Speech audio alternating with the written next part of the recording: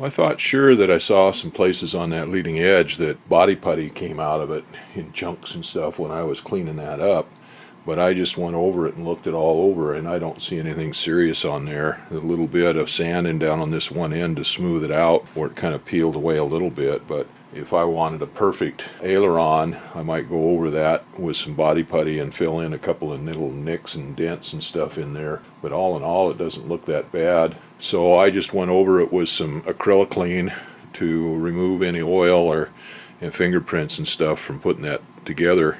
And I'll let that flash off. And while I'm doing that, I'm going to put all my riveting stuff and everything away. Then I'll dig out some fabric and then put anti-chafe tape on all those rivets and everything like I did with the flap. So basically the covering on that's going to be just pretty much what I did with the flap. Except it's a little longer and a little more awkward to handle. But I brought the fabric out and laid it out and got the aileron laid on it, and I've got the fabric measured out to cut out. The good thing about the flap was it was as long, or not quite as long, as the fabric is wide, so I was able to lay it out and cut the fabric straight across.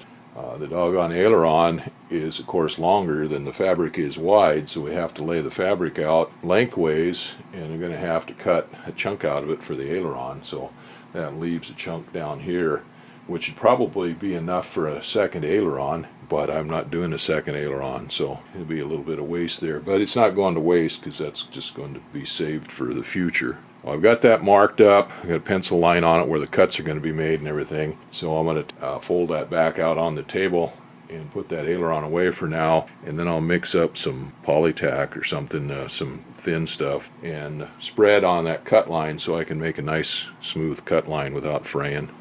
Well, I got the fabric cut out and glued onto the trailing edge of the aileron. I got a little bit excited there and got in a hurry and got that glued on there. I forgot that I hadn't put the anti-chafing tape on there yet. Fortunately, I just glued that onto the trailing edge there on one side, hadn't glued it all the way up, so it wasn't a big deal. Well, I got ahead and got all the anti-chafing tape, all the rivet heads and stuff like that all taped up. That's ready to cover now. I'm going to go ahead and glue it on the other edge of the trailing edge too, and then bring it around. Got a good start on covering that aileron. Got it all glued up all the way around. I still have to cut out around the hinges and glue those in. The seams are all glued down on that aileron. Got the ones on the end ribs nice and tight and smoothed out, and of course the trailing edge is nice and smoothed out. I got those ones around the pockets there for the hinges. I just took the iron and went over everything with the heat and smoothed it all out, got them all cleaned up. They look pretty good, so now I'm going to go over those, wash those seams down with some MEK just to get all of the residual polytack that comes through cleaned up off there, and then wash that aileron down with MEK, and we'll get ready to put some poly brush on it.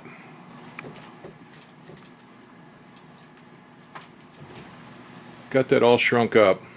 I only shrank it to 300 degrees. It's plenty tight enough at 300 degrees, and that leaves a little bit of shrink left in the fabric in case you get a ding or something in there and it loosens up, and then I can always put some heat to it and tighten the fabric up, because any kind of a little dent in here in this trailing edge or leading edge or whatever is going to loosen that fabric up, and even though it may not be a structural problem, it does loosen the fabric up. So you go over 350 degrees and it won't shrink anymore, and then it starts sagging, starts losing its shrink.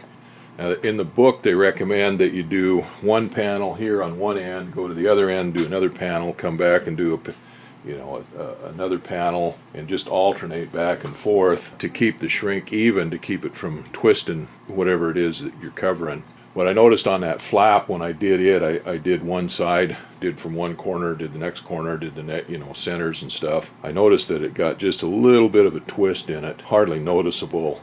So on this one, what I did on this aileron, what I did was I do this panel here on the end, and then I'd flip it over and do the same panel on the other side, and then go to the other end and do one side, flip it over and do the other side, and then do the next panel and do that, and continuously being flipping it back and forth and doing both sides at the same time. That aileron is a lot longer than that flap was, and there's no twist in it at all. It turned out just as straight as it could be. Got the brush on coat of poly brush on the aileron. I gotta let it cure, and then come out and start laying out for the rib stitching. Oh, there's a lot of ribs in that thing. Got the reinforcing tapes on the ribs and then lines laid out. Had to get my wife to come down, help me snap the chalk line for the lines on there for the spacing on the rib stitching. She's held the chalk line before, so that's no big deal. Anyway, I've got it all laid out, so now it's needle and thread time. I got the reinforcing tape laid down and then laid out the lines for the rib stitching, and I've got the rib stitching all done. I used the same pattern on this aileron as what I used on the flap. I came up 3/4 of an inch from the trailing edge and then 1.5 inches between each one of the stitches. And that worked out fine on the flap, but this aileron must be just a little bit different than the flap because the top line there run into the diagonal braces or the little gussets that they put on those long ribs, so I couldn't put a stitch in there. That made 4 stitches in each one of the long ribs and 4 stitches in the shorter ribs there, the V ribs, except for the one in the center hinge point. That one only has 3.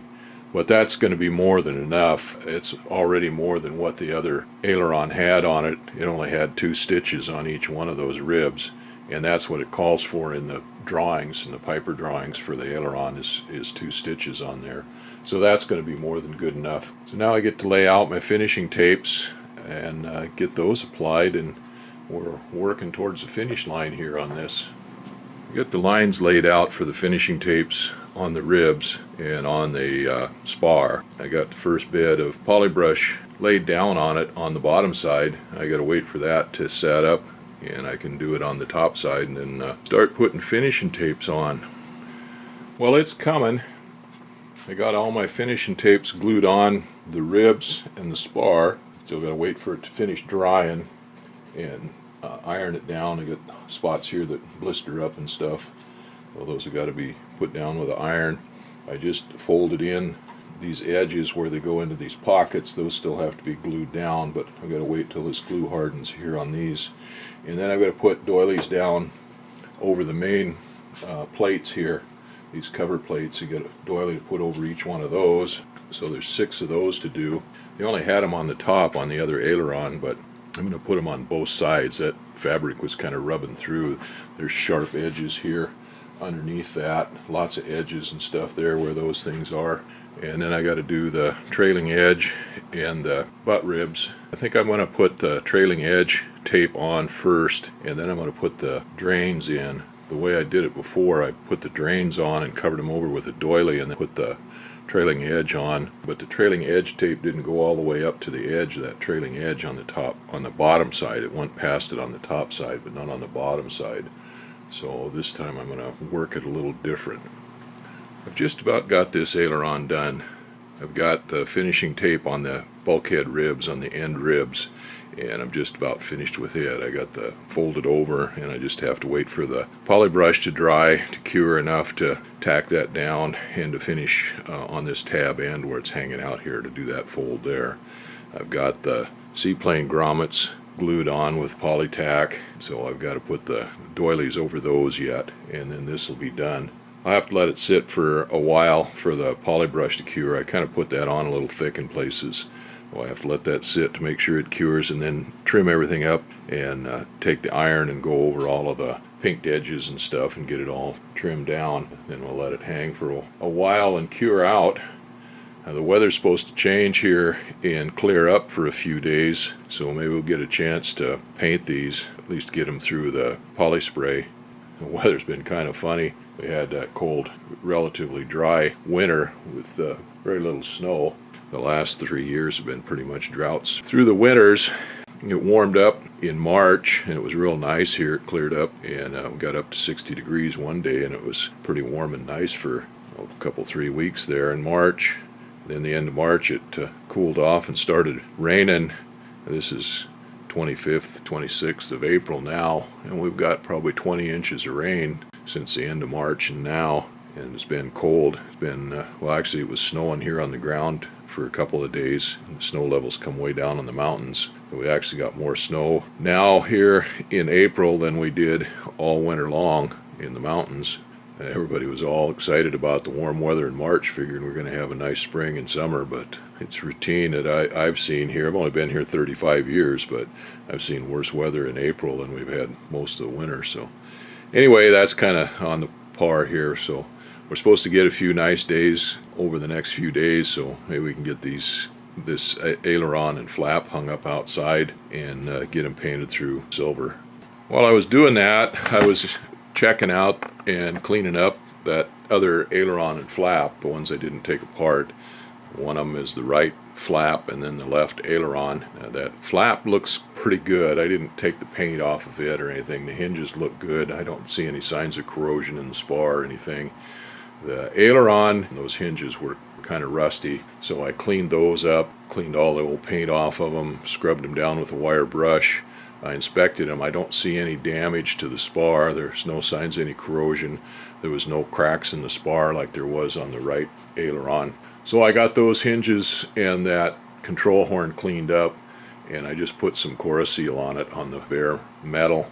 And then I got the bolts for the wings, and like I said, the weather's supposed to be nice for a few days, so we're going to open that hanger up, maybe get those wings put on the airplane.